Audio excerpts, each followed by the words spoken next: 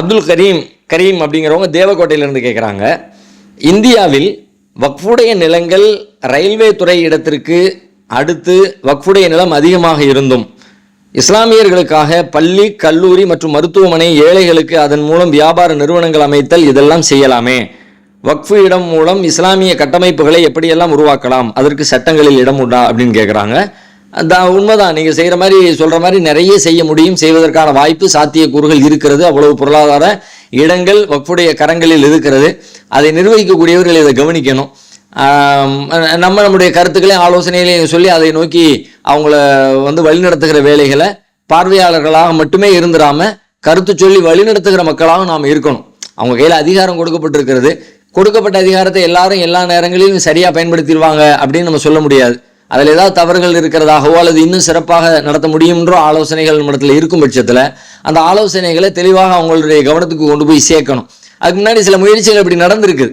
உதாரணமாக மதுரையில் வக்ஃபு கல்லூரி நடந்து கொண்டு இருக்கிறது. ஆனாலும் ஒரு பீரியடில் பார்த்தீங்கன்னா அது இந்த சமூகத்திற்காக சமூக முன்னோர்கள் தானம் செய்த தொகை சமூக மக்கள் அல்லாதவர்களுக்கு பயன்பெறுகிற வகையில் எந்த நோக்கத்துக்கு யார் கொடுத்தாங்களோ அந்த நோக்கத்தை தாண்டிய ஒரு வகையில் போகிற காட்சியெல்லாம் கடந்த காலத்தில் நடந்திருக்கிறது. அதுக்கு எதிராக நிறைய போராட்டங்கள்லாம் நடந்து அதெல்லாம் தட்டி கேட்கப்பட்ட சூழலெல்லாம் நடந்திருக்கிறது. அப்போ அந்த மாதிரி தவறுகள் செய்கிற பொழுது தட்டி கேட்கவும் எச்சரிக்கவும் அது மக்களாகிய நமக்கு இருக்கிறது, பொறுப்பு இருக்கிறது. அது அல்லாமல் இருக்கிற நிலங்களை மக்களுக்கு கொடுத்து அதை பயன்பட வைத்து சமூக முன்னேற்றத்திற்காக செய்வதற்கான நிறைய திட்டங்களும் இருக்கிறது, சட்டமும் அதை அங்கீகரிக்கிறது. கடந்த நிர்வாகத்தில் கூட ஒரு மருத்துவமனைக்கான அடிக்கல் நாட்டப்பட்டதுங்கிற செய்தி நமக்கெல்லாம் தெரியும். மருத்துவமனைகள் கட்டலாம், வேறு வேறு தொழில் நிறுவனங்களை உண்டாக்கலாம், அதுக்கான வாய்ப்பு எல்லாமே இருக்கிறது. சம்மந்தப்பட்டவங்க செய்யணும்.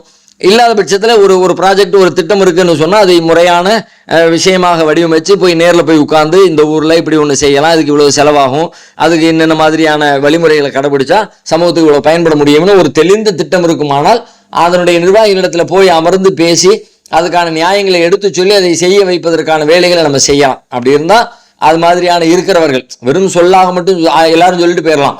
வெறுமனை சொல்லிட்டு போகிறதுங்கிறத தாண்டி அதை செயல் திட்டமாக வடித்து அதை கொண்டு போய் வச்சு பிரச்சாரம் பண்ணி அதை நோக்கி நகர்த்தணும்னு சொன்னால் அது பயனுள்ளதாக இருக்கும். பெரும்பாலும் இதை சொல்லக்கூடியவங்க எல்லாருமே நம்ம எப்படி சொல்கிறோம்னா பொதுவாக அதை செய்யலாம், இதை செய்யலாம், இதை செய்யலாம் அப்படின்னு சொல்லிட்டு போகிறதுனாலே என்னமோ தெரியல, அது நடைமுறைக்கு வராமலே இவ்வளவு இருந்தும் கூட சமூகத்துக்கு பெரிய அளவில் பயனில்லாமலே அவைகள் போய்கொண்டிருக்கிறதுன்னு தோணுது. அப்படி மக்கள் மத்தியில் கருத்துரைவர்கள் இருந்தால் அமர்ந்து பேசி அதை திட்டமிட்டு அதற்கு ஒரு வடிவம் கொடுத்து அந்த வடிவத்தை அதை மக்கள் பிரச்சாரமாக மாற்றிட்டோம்னா கூட போதும். அப்போ மக்களிடத்துல எல்லாம் எங்கே போனாலும் இந்த கேள்வி வருது, இந்த மாதிரி ஒரு திட்டம் வச்சிருக்கிறாங்க, முன்வைக்கப்படுது அப்படிங்கிற செய்தி நிர்வாகிகளின் கவனத்துக்கு போகும் பொழுது அவங்க அதை எடுத்து பரிசீலித்து அப்போ மக்களிடத்துல நம்ம மீண்டும் இதை தக்க வைக்கணும்னு சொன்னா அல்லது இதில் நீடிக்கணும்னு சொன்னா இதை மக்களுக்கு பயனுள்ளதாக மாற்றணும் அப்படின்ற ஆட்கள் அந்த இடத்துல உட்கார்ந்தாங்கன்னு சொன்னா அப்போ இந்த காரியங்களை எல்லாம் செயல்படுத்துவதற்கான வாய்ப்பு இருக்கிறது. இந்த மாதிரியான அதில் அறிவுள்ள மக்கள் இருந்தாங்கன்னா அந்த வேலைகளை நீங்கள் ஆக்கப்பூர்வமாக செய்யணுங்கிறத இந்த கேள்வியின் வழியாக ஒரு பதிலாக நம்ம சொல்லிக் கொள்கிறோம்.